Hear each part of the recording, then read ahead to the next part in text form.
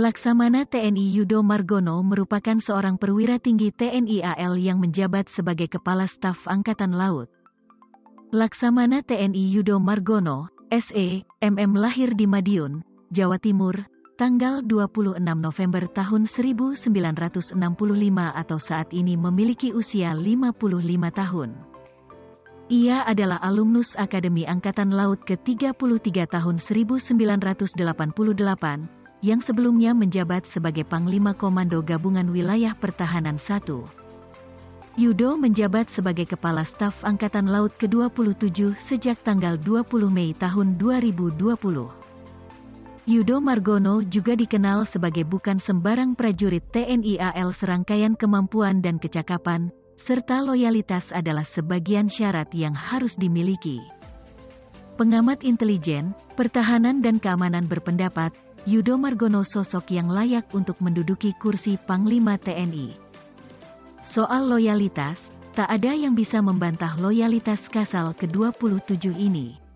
Seluruh tugas dan tanggung jawab yang diberikan kepadanya selalu dilaksanakan dan diselesaikan dengan baik dan paripurna. Kesuksesan pada saat menjabat Pangkoarmada I menghantarkannya menjabat sebagai Panglima Komando Gabungan Wilayah Pertahanan I.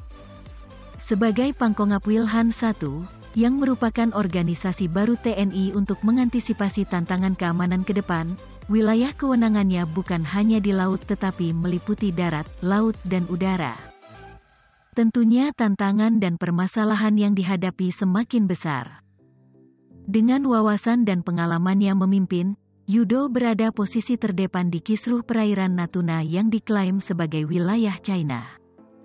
Berulang kali ia memerintahkan kapal-kapal TNI untuk melakukan penegakan hukum di wilayah yang masuk hak berdaulat Indonesia tersebut.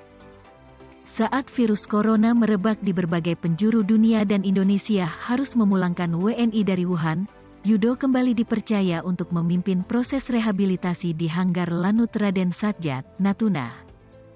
Pengalamannya memimpin di jajaran Kogab Wilhan I membuktikan bahwa Laksamana TNI Yudo Margono adalah seorang prajurit sejati yang dapat mengomandoi lingkup 3 matra, darat, laut, dan udara.